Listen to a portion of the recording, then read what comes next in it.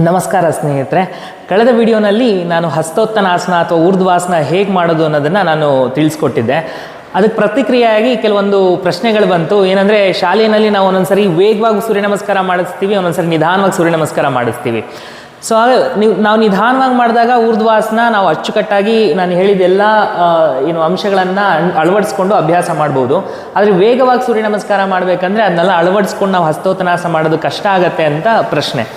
ಇದು ಖಂಡಿತವಾಗೂ ಆಗುತ್ತೆ. ನಾವು ಸೂರ್ಯ ನಮಸ್ಕಾರ ಕೆಲವೊಂದು ಶಾಲೆಗಳಿಗೆ ಕೆಲವೊಂದು ತರಗತಿಗಳಲ್ಲಿ ಬರೀ ನಾವು 12 ಸೂರ್ಯ ನಮಸ್ಕಾರ ಮಾಡಬೇಕಂದ್ರೆ ನಿಧಾನವಾಗಿ ನಾವು ಸಮಯ ಕೊಟ್ಟು ಹೇಳ್ತಾ ಇರ್ತೀವಿ. ಊರ್ಧ್ವಾಸನ, ಹಸ್ತಪಾದಾಸನ ಅಂದರೆ ಸಮಯ ಕೊಟ್ಟು ಹೇಳ್ತೀವಿ.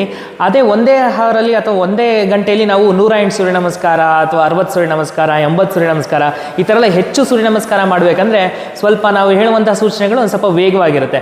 ಊರ್ಧ್ವಾಸನ, ಹಸ್ತಪಾದಾಸನ ಹಿಂಗೆ ಹೇಳ್ತಾ ಹೋಗ್ತಾ ಇರ್ತೀವಿ. ಅಲ್ಲಿ ಹೆಂಗೆ ಅಭ್ಯಾಸ ಮಾಡೋದು ಅನ್ನೋದು ಪ್ರಶ್ನೆ ಇತ್ತು.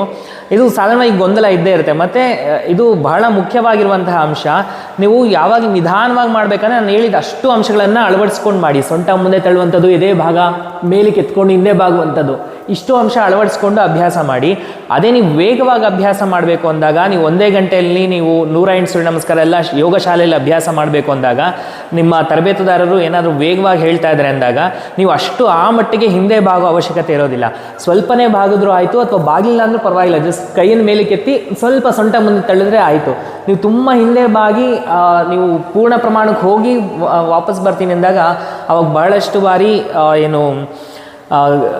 ಇಂಜುರಿಗಳಾಗುವಂತಹ ಸಂಭವ ಹೆಚ್ಚಾಗಿರುತ್ತೆ. ಅದಕ್ಕೆ ನೀವು ಅಭ್ಯಾಸ ಮಾಡಬೇಕಂದ್ರೆ ನಿಧಾನವಾಗಿ ಅಭ್ಯಾಸ ಮಾಡಿ. ನಿಧಾನವಾಗಿ ಸೂಚನೆ ಇದ್ದಾಗ ನಿಧಾನವಾಗಿ ಅಭ್ಯಾಸ ಮಾಡಿ. ಆದರೆ ವೇಗವಾಗಿ ಮಾಡಬೇಕಂದಾಗ ಸ್ವಲ್ಪನೇ ಹಿಂದೆ ಬಾಗಿ ಹಾಗೆ ನಿಮ್ಮ ಅಭ್ಯಾಸವನ್ನು ಮುಂದುವರಿಸ್ತಾ ಹೋಗಿ.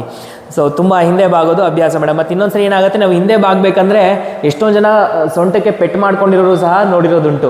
ಸೊ ಅದಕ್ಕೋಸ್ಕರ ನೀವು ಅಷ್ಟು ವೇಗವಾಗಿ ಹಿಂಗೆ ವಾಪಸ್ ಬರಬೇಕಂದ್ರೆ ಅವಾಗ ಕೆಳಬೆನ್ನಿನ ಮೇಲೆ ತುಂಬ ಒತ್ತಡ ಬರುತ್ತೆ. ಅದಕ್ಕೆ ವೇಗವಾಗಿ ಸೂರ್ಯ ನಮಸ್ಕಾರ ಮಾಡಬೇಕಂದ್ರೆ ತುಂಬ ಹಿಂದಕ್ಕೆ ಬಾಗೋದು ಬೇಡ. ಕೈನ ಮೇಲೆ ಕೆತ್ತಿ ಮುಂದೆ ಬಾಗಿ ಇಷ್ಟೇ ಆದರೂ ಸಾಕು, ಇಲ್ಲ ಒಂದು ಸ್ವಲ್ಪ ಹಿಂದೆ ಬಾಗಿದ್ರೆ ಸಾಕು. ಪೂರ್ಣ ಪ್ರಮಾಣದಲ್ಲಿ ಹಿಂದೆ ಬಾಗುವಂತಹ ಅವಶ್ಯಕತೆ ಇರೋದಿಲ್ಲ. ಧನ್ಯವಾದ.